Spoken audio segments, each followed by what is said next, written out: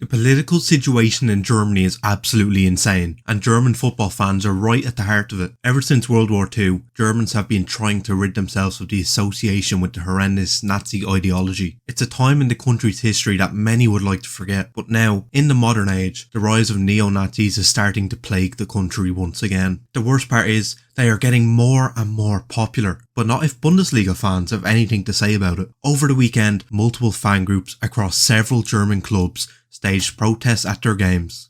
The goal? To combat the rise of what they see as neo-Nazis. The Alternative for Deutschland, or in English, Alternative for Germany, commonly known as AfD, is a far-right party in Germany that has been labelled by quite a lot of people as far-right extremists and is currently running to take power in the upcoming German election. According to polls so far, they appear to be one of the most popular candidates to win. Now, most people in life would say that sport should not have anything to do with politics, but in Germany, there has always been a deep connection between the two. For example, West Germany's 1954 World Cup win, the Miracle of Bern, helped restore national pride after World War II. It was a momentous occasion for the country, and in 2004, Gerhard Meyer-Vorfelder, the then president of Germany's National Football Federation, commented on the effect it had on Germany's international standing, saying, "It felt like we had been accepted back into the community of nations. It felt like we were being treated with respect again, and that felt good." In the years after World War II, pride was a rare thing in Germany, as people were ashamed of what Hitler's regime had brought to Europe and the world. The World Cup win in 1954 put the country back on the map and gave the West German nationals something they could all universally celebrate. And then in 1990, another World Cup win helped bridge the divide in the country. As West Germany triumphed over Argentina in the final, it symbolised not just sporting success, but the beginning of a new era for a nation coming together once again. See, just a few months prior, on November 9th, 1989, the Berlin Wall was destroyed, and thus, so was the divide between East and West Germany. The victory was seen as a powerful metaphor for the reunification process, as football, a source of national pride, helped unite the people of East and West Germany under a shared sense of identity and hope for the future. This was despite the fact the German side that entered the tournament was still named West Germany. Additionally, many football clubs have held initiatives to combat far-right sentiments. In 2015, Borussia Dortmund introduced their No Beer for Racist campaign. This encouraged staff and fans to deny service to those deemed to hold racist ideology. Union Berlin has also taken part in campaigns to combat far-right ideas.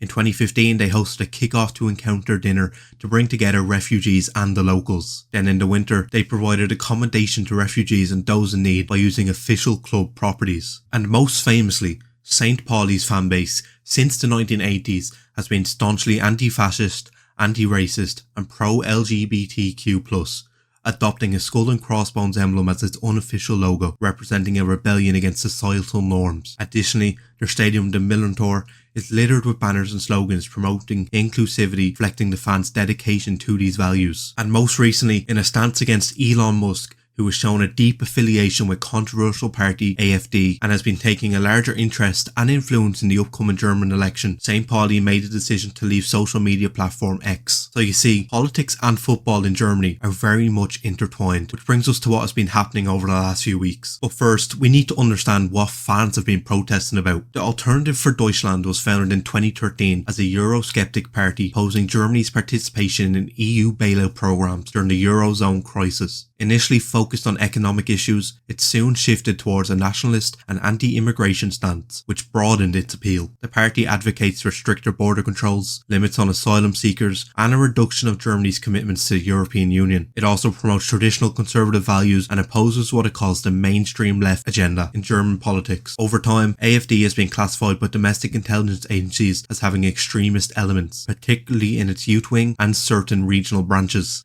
AfD's rise can largely be attributed to growing dissatisfaction with traditional parties, economic concerns and immigration fears. Many supporters feel that Germany's political establishment, particularly the ruling parties, have failed to address issues such as rising living costs, housing shortages and job insecurity. The 2015 refugee crisis, during which Germany accepted over 1 million asylum seekers, significantly boosted AfD's support as the party positioned itself as the strongest voice against Chancellor Angela Merkel's immigration policies. Additionally, AfD has successfully capitalised on national rhetoric, appealing to voters who feel alienated by globalization and cultural shifts. The party's messaging is often framed around defending German identity and opposing multiculturalism. AfD has been embroiled in numerous controversies, often due to remarks from its leaders. In 2017, co-founder Alexander Gauland claimed Germans should be proud of their soldiers in both world wars, sparking outrage. Several party members have been accused of downplaying Nazi crimes, leading to investigations by German authorities. The party has also faced criticism for alleged links to far-right extremist groups, with intelligence services monitoring its activities in several states. These controversies have fueled both condemnation and support,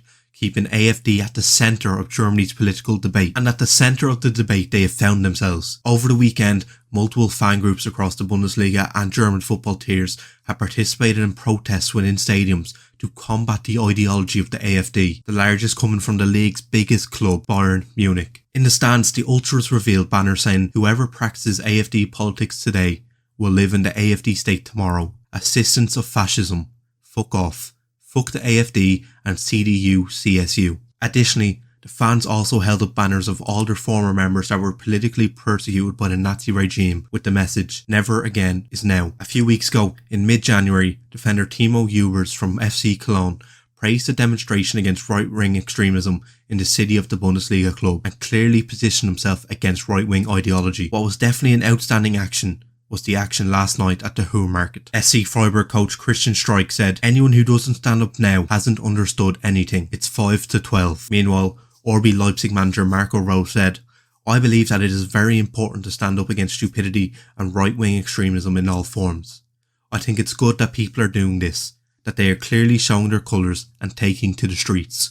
It is worth noting that Rose comes from Saxony, which is one of the federal states in which AfD enjoys very high approval ratings. So you see, football and politics are very much intertwined in Germany. Unlike many other European leagues, German football maintains the 50+1 rule, which ensures that clubs remain majority owned by members rather than external investors. This policy exists largely due to fan activism, as supporters have fiercely opposed corporate takeovers and commercialisation of the game. Many ultra groups see themselves as guardians of football's traditions, fighting for affordable ticket prices, club democracy and resistance against outside influences. And it appears now the potential arrival of the AfD as Germany's main political power could be seen as an outside influence. And if you sit there and think that this kind of protesting does not work, you have not seen the power of German fans. In recent years, fan groups have united against Monday night fixtures, leading to the removal from the Bundesliga schedule entirely. In 2018, fan protests helped block a proposed deal that would have given investors greater control over clubs. And according to sports philosopher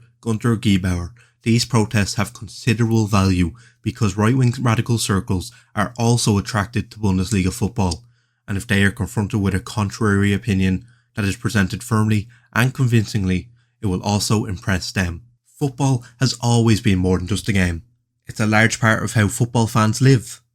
The activism of German fans is not an isolated instance, but a part of a broader trend where football supporters worldwide are becoming increasingly politically engaged.